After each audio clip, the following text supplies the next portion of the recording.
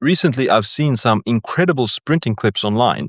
This 82-year-old man ran 100 meters in 16 seconds. An average 30-year-old man could run 100 meters in about 15 seconds, and a 30-year-old athlete would run it in around 11 to 12 seconds. With an age gap of 50 years, that's mad impressive. The world record for the 100-meter sprint in 80-year-olds is by Kenton Brown, who ran it in 14.21 seconds in 2024. He also just recently ran 200 meters in 29.7 seconds at the age of 81, which is insane. That's only 0.2 seconds slower than the world record, which he set, by the way, in 2025. Compare this to another recent 100-meter sprint of a 16-year-old named Gaut Gaut, who ran 100 meters in 10 seconds. That's only a 4-second difference with a 64-year age gap. Why am I talking about this? Because these 80-year-olds are challenging the idea of what aging is supposed to look like. In fact, sprinting is probably the best exercise you can do to slow down aging, and I'm going to share with you why in this video. First, ask yourself, when was the last time you sprinted? I'm not talking about just running a little bit faster, I'm talking about an all-out sprint. For most people, the answer is high school. People might go to the gym, they might go for a jog, they might do yoga. These are all great exercises, by the way. But a lot of these people don't sprint all out on a regular basis, which is a shame. You know the saying, if you don't use it, you lose it. Which is why if you don't exercise speed and power, you're going to become slower. Sprinting is a power event, producing a lot of force very fast and repeating that force with precise coordination for about 10 to 20 seconds. Sprinting relies mostly on fast-twitch muscle fibers, specifically type 2 fibers. These fibers contract faster and produce more force than slow-twitch fibers. They also fatigue sooner, which is why you can't sprint all out for any longer than 100 to 200 meters. We all know that muscle strength is associated with reduced mortality risk and greater longevity. Stronger people tend to live longer. A recent analysis on over 2 million people showed exactly that. However, when comparing strength to power, then relative muscle power appears to be an even stronger predictor of mortality than relative strength. The reason muscle power appears to be a stronger predictor of longevity than muscle strength, because your muscle power is closer to your functional reserve. Strength shows how much force you can produce. Power tells you how much force you can produce how quickly.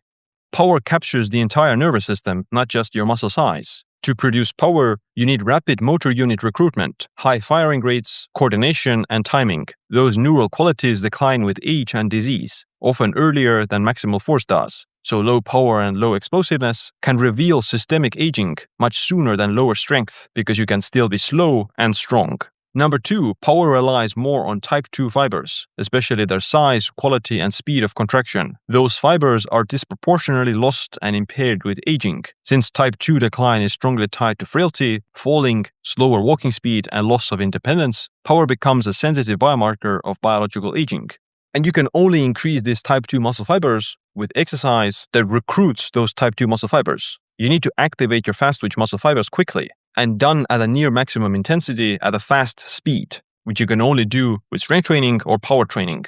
It's been seen that the elderly people who do just endurance training have much fewer fast-twitch muscle fibers, whereas those who do strength training have significantly more. Power is also more relevant to real-life survival tasks. Most daily protective tasks are time-sensitive. Catching yourself when you trip over, standing up quickly, climbing the stairs, crossing a street, and reacting to loss of balance. These depend less on slow maximal force and strength, and more so on rapid force production. That's why power is often more tightly linked to mobility and disability than strength alone. Having more fast-twitch muscle fibers and restoring them with exercise has been seen to counteract the age-related loss of muscle mass and metabolism. Power also integrates muscle quality, not just quantity. 2 people can have similar strength, but one may generate it slowly because of poorer tendon stiffness, worse neuromuscular efficiency, more fat infiltration in muscles, or worse mitochondrial metabolic health. Power picks up this broader decline much better, so it's definitely better to be smaller and with quick muscles than a huge bodybuilder. So when strength measures your capacity, power reflects that usable capacity under time pressure. And when we're talking about dying accidentally or mortality risk, then all of those factors are under time pressure. When you're falling over, when you need to dodge a van or dodge a car or something like that, those are time pressure sensitive activities. You don't need a lot of strength, you need to be fast. Sprinting trains power because it teaches you to produce high force very quickly, not just to produce force. That's the key. Sprinting by nature has to be fast. This is the essence of power. Power equals force or pressure times velocity or speed. Unlike pure strength work, sprinting develops fast-twitch fiber recruitment, rate of force development, coordination, and elastic recoil, all of which matter for real-world explosiveness. It literally rewires your nervous system to be fast, and as a result of that, you're going to be faster. You'll be more agile and quicker in real-life situations. It's the same way if you're lifting at the gym. If you lift very slowly, you will be slower. If you train yourself to lift faster, you'll be faster. You also get better at recruiting high-threshold motor units, which increases motor neuron firing speed and synchronizes muscles for explosive movement. Motor neurons link your nervous system to your muscle fibers, which helps to carry movement commands that make the muscles contract. With age, you see a rapid and steep decline in these motor neurons that make you slower in addition to losing fast-twitch muscle fibers. The major drop-off tends to accelerate after 60, averaging about a 25% loss overall, but some individuals lose closer to 50%. So the main takeaway is to sprint. If you think about it, it's relatively the easiest exercise you can do. Just run as fast as possible, without getting injured, of course. But sprinting has a lot of other benefits beyond just speed and power. I've made an earlier video where I talked about how sprinting is free anabolism. It triggers these anabolic hormones in the body that can improve your body composition.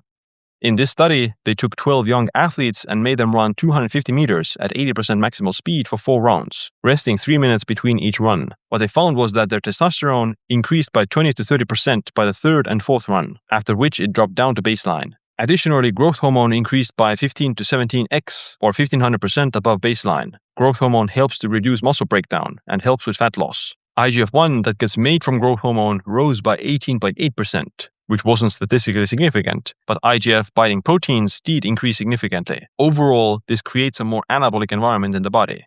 Sprinting is also a very time-efficient way to improve your cardiorespiratory fitness and VO2 max. In this 2016 study, they compared sprint intervals to moderate intensity continuous cardio, and they found that it can be a more time-efficient way to get similar results. The sprinting workout consisted of 3 20-second all-out sprints with 2-minute rests between sprints done 3 times a week. The cardio group was 45 minutes of continuous cycling at 70% max heart rate for 12 weeks in total. Both groups saw improvement in VO2 peak by 19%. Both groups also saw improvement in insulin sensitivity with no statistically significant difference. The same for mitochondrial content and body composition. The difference is that the sprint group trained a total of 30 minutes per week, whereas the moderate intensity cardio group trained 50 minutes in total. So doing some form of sprint workouts or high intensity interval workouts is a great way to increase your speed and power, but also your VO2 max. All of these things are associated with better longevity and reduced mortality for various reasons. So you're pretty much getting the infinity gauntlet of longevity stats: speed, power, higher VO2 max, less body fat, and not overtraining because of spending hours at the gym. These studies utilized very different sprinting protocols. One was 250 meters at 80% max speed with 3-minute rest between runs. The second was 20-second all-out sprints repeated 3 times with 2-minute rest. It shows that you can sprint 100 meters, you can also sprint 200 meters. It doesn't appear to be that important. But for maximum speed and power, you want to be sprinting for about 60 to 100 meters all out. If you sprint longer than that, you start to get a little bit more tired, so you train less of the speed and power. For speed and power, it needs to be short, but at maximum effort. What I recommend you do is have at least 1 sprint workout per week, maybe 2 to 3 if your workouts are shorter. Chances are, if you haven't sprinted for a while, you're gonna suck at it. It's very difficult if you're not used to sprinting. And you also don't want to get injured. If your muscles aren't ready for this maximum effort, then you could get injured. You could pull a hamstring, twist an ankle, or whatever the case is. So first you need to warm up and do sprints at a speed that feels comfortable initially. And then over time, gradually increase your speed. Here's an easy workout you can try. Warm up for 5 minutes with an easy jog or brisk walk. Do some quick mobility, leg swings, hip circles, ankle mobility.